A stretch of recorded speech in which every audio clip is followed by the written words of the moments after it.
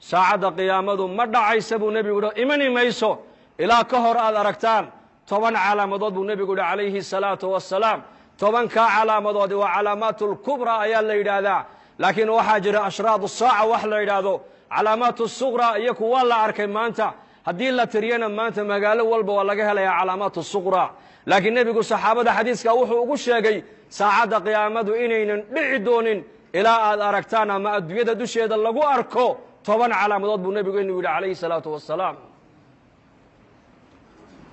fadakara addukhaan والدجال ودابة ونزول عيسى بن مريم وطلوع الشمس من مغربها وخروج يأجوج ومأجوج وثلاثة خسوف خسف في المشرق وخسف في المغرب وخسف في جزيرة العرب وآخر ذلك نار تخرج من قعر عظم تحشر الناس إلى محشرهم بنبي يري عليه الصلاة والسلام وحو رسول كأنه يري ساعد قيامته ما دعي دونتو إلى الله أركته من على مضاد مركب النبي شاقيق سمد كيمن يبو نبي شاقي كما في نص القرآن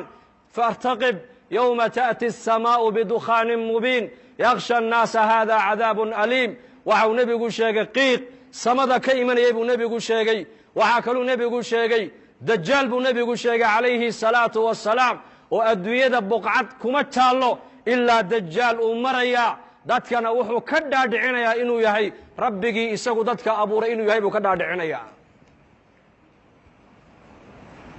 wa sharru ghaa'ibin yuntadar ayuu nebigu yidhi faddajaal fa sharru ghaa'ibin yuntadar aw isaaca wa saacatu adha wa amar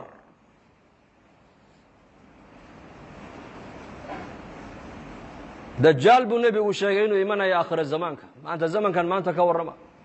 saxaabada rasuulka ridwaanullaahi calayhim ajmaciin axaadiista dajaal ku saabsan markuu nebigu uga warramaayo waxay yidhaahdeen waxaan moodi jirnay sida uu hadalka nebigu quluubtooda u saamaynayey dhirta naga dambaysa inuu dajaal ku jiraan u malaynayna asxaabtu yidhahdeen waa 1400 sano ka hor weeyaan waxaas uu nebigu ka warramaayo innagana maanta zamankeenna ka warrama corona virus baa maanta caalamka o dhan wareeriyo oo la hadal hayaa xanuun amar ilaahay ku socda oo jundun min junuudi illaahi ah oo qofkii ilaahay ugu talagalay maayn qof kale aan ku dhacayn ayaa caalamkao dhan labadii isku timaadda maanta ay ka sheekaysanaysaa saxaabaduna 1400 sano ka hor waxay ka sheekaysanayeen dajaal inuu soo socdo marka uu nebigu dajaal uga sheekaynayana bay yidhaahdeen waxaan u malaynaynay yaqiinta khabarka nebiga ay u qabaan dhirta naga dambaysa dajaal inuu ku jiraan u malaynayna asxaabtu yidhahdeen dajaal buu nebigu sheegay inuu adduunkao dhan maraayo janno iyo naar wax u eg buu wataa waxau nebigu leeyahay calayhi salaatu wasalaam qof allii qofkii isaga rumeeye raacana waxaa jannada u eg u wato ayuu ku tuurayaa dad allii dadkii isaga inkira yidhahda rabbi ma tihide kaafir dajaala ayaa tahayna naartuu ku tuurayaa markaa buu nebigu leeyahay calayhi salaatu wasalaam 10 aayadood ee suuratulkahf ninka akhrista maalintii ilaahay fitnada dajaal waa ka badbaadiyaa buu rasuulku yidhi wa fii riwaayatin 10 ka dambena nebigu waa sheegay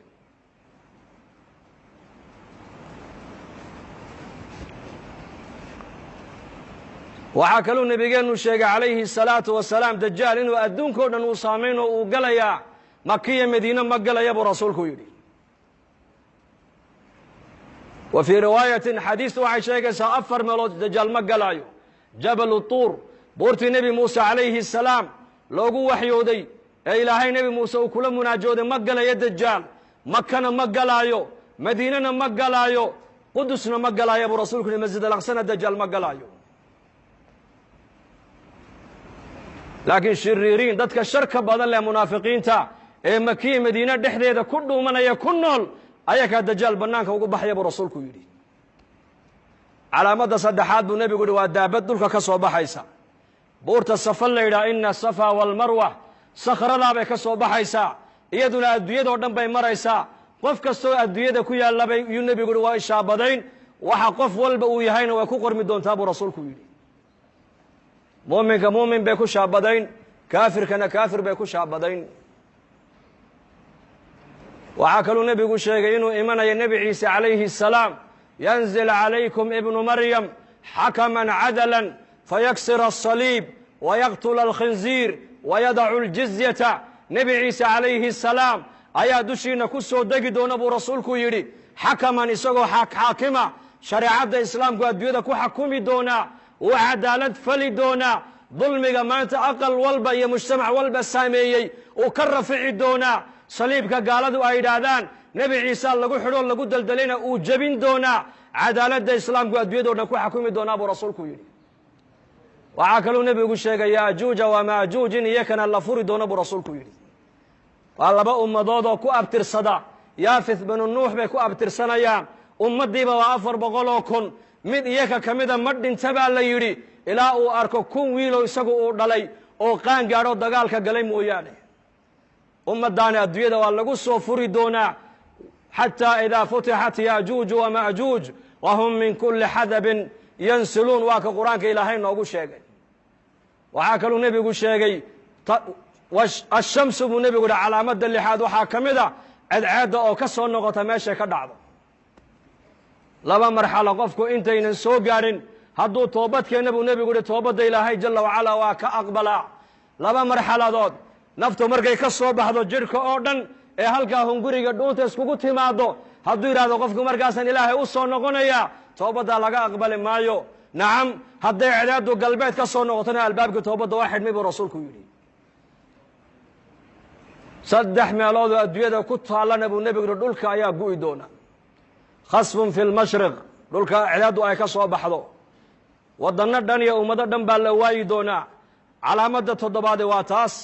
calaamadda 8aad buu nebigu yihi khasfun fi lmaqrib galbeedka adduunyadana waddanno dhan iyo ummado dhan baa dhulku la gu'i doonaa calaamadda 9aad buu nebigu yihi khasfun fii jasiirati alcarab jasiirati alcarab dhexdeedana dhul iyo ummado dhan baa la waayi doonaa calaamadda 10aad buu nebigu yihi walaalayaal waa naar ka soo baxaysa cadan magaalada cadan gunteeday ka soo bixi doontaa banka qiyaamee dadka ku soo ururin doontaa buu rasuulku yidhi 10kaa calaamadood baa ka soo horreeyey buu nebigu yihi saacadda qiyaamada 10kaa calaamadood maanta wax ka sheekeynaya waa yar yihiin